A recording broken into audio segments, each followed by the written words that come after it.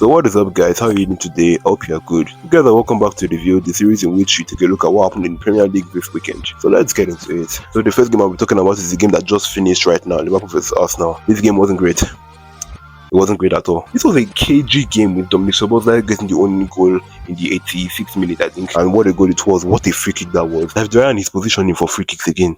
This guy. And yeah, this game just kind of signified that Liverpool are still the team to beat because now they've beaten Arsenal. Arsenal have finally lost to a Big Six team. That Big Six record has finally gone. And for the last two games, Szoboszlai has been playing very well at right back. So I think this was a very, very good win for Liverpool. Liverpool are now the only team in the league with a 100% record and very good win for them. And as for Arsenal, yeah, Saka is really a big miss for these guys. I thought Madueke played well, but like, yeah, they still need Saka and Odegaard, honestly. They still need two of them because seeing Merino start, hi.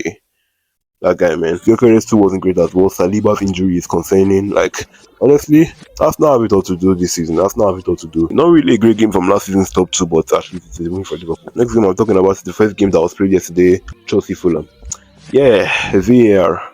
I'm getting confused. Like, I am seriously getting confused. So, this is not a foul, but this is. Let me, use context in this now. So this was a 50-50. The ball was up for grabs. It was either Caicedo getting it or Iwobi getting it. And Caicedo slightly, you can see Caicedo just slightly stepped on Iwobi's toe. But it's not a foul. But this, Muniz was with the ball. He backheeled the ball to Josh King. And that was called a foul because his leg couldn't land anywhere else. I'm confused. I am getting confused. Honestly, I kind of felt for Fulham because in the first half they really dominated this match, but Chelsea got the goal and Chelsea are doing what great teams do, get the win no matter what. And this was a very, very important win for Chelsea. Enzo Fernandez, read that video from Chelsea. I keep wondering, Chelsea fans, like, honestly, tell me this: what does Enzo Fernandez add to a team? Like, what does he add that Gallagher or Caicedo don't have? He's a good player. I'm not saying he's bad, but like, what does he add? Enzo Fernandez scored the goal and got the assist today, but in midfield alongside Caicedo, what does he actually do? Again, what does he do? Because in the midfield, this guy was getting outrun, but at the end of the day, he got his goal and assist. I think Enzo Fernandez now for the last 18 months has been playing in a new role. Like, he's not more the midfield general he was during the World Cup and his early days at Chelsea. He's now a comic Tomine. I hope you like him like that. Fulham 2 draws and a defeat in their first 3 games. I still think they'll be alright. This game I'm talking about is Man United 3, Burnley 2. Yes, we got the 3 points. I am happy that we got the 3 points, but I'm not moved. I am still not moved by this game because it's the same thing as the Fulham game. We start well, create a lot of chances, do not take those chances. The other team enters the game and we struggle. By the way, Mbemo in this game was fantastic, but I still think Amorim's system is easy to play against because the way Ugo Chukwu was just running past that midfield, man.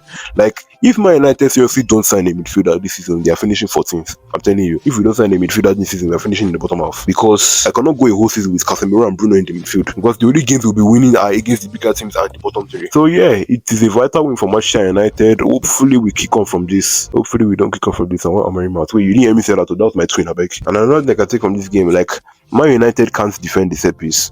We can't defend set pieces. For Burnley's second goal, Bayindi saved it and it went to a Burnley player. What on earth is going on now? What on earth is going on? Mainu came on and didn't do much. I don't want to be like a hater or anything, but Mason Mount, what does he do in the final touch? Like, please, what does he do in the final touch? That's all I want to know. Like, what does he do for us going forward? Because he's very good at linking up plays, he's very energetic, he can bring in balls, but like, what does he do in the final third himself? Because that is what we're playing. That's what we're supposed to be doing in the final third, and he doesn't do much there. The response from the first Burnley equalizer was very good, but then Burnley now scored again, but was offside, and they now scored again from that set piece goal on Anthony, and I don't know what Anthony was thinking to pull down Ahmad in the box at the last minute. That's probably what differentiates the Premier League side from a Championship side. When Fernandez slots in the penalty, enables Amorim is relieved, and that's our win. But what is this? Bruno, you are the captain of Manchester United. You should not be doing this to a Burnley player. A Burnley player. After scraping a win against them, you are doing this. You are Man U captain, no? That is why this guy is not a good captain. Let us separate Bruno the player from Bruno the captain. The penalty scored by Bruno, it is Bruno the player. It is Bruno the great player. This is Bruno the captain. 8th and 15th is Bruno the captain.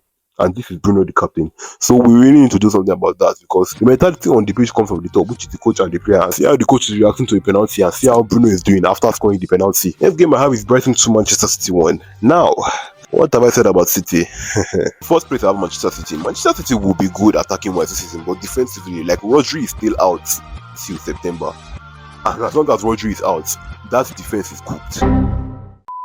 And I got the prediction for this match to rise. Like, Manchester City are not as ruthless as before. Imagine 4 substitutions were enough for this game to be killed. 4. Brighton came back from behind to win 2-1 with goals from James Milner. James Milner is now the second oldest Premier League scorer of all time. He's also the second youngest as well. And the second goal was scored by Brian Gruder. Wow. And this is one thing about Manchester City. Even when they beat Wolves, in the first half, they were not looking good. The first half against Wolves, they weren't looking good. 2 goals from Haaland and Reinders made everybody just forget about all that and say, City are back. You're not back. You still have a long way to go to become that team again, and you might probably not be that team this season. Like, defensively, this Manchester City team are so opened. Even with Rodri now, Rodri is not 100% fit, of course, but like, they are still so open. And going forward, they're not as ruthless as before. I remember the days of Aguero, Sané, Sterling. Once they score 1, it's over, bro. 5 or 6 at the end of the match. But now it's like, they score 1, and they are more likely to concede than to score. By the way, it's 2025 and John Stones and Bernardo Silva are still starting. John Stones and Bernardo Silva in 2025. Pep, what are you doing? If you look at the basis of this game, Manchester City dominated the whole first half. Then Brighton in the second half, he just made 4 changes at once, bringing in Milner, Ayari, Rota, and Gruder. And that changed the game. December 2019 was the last time Milner scored the Premier League goal. And now he scored in 2025 at the age of 39. Wow. You just have to give respect to that longevity. I think he breaks it this season.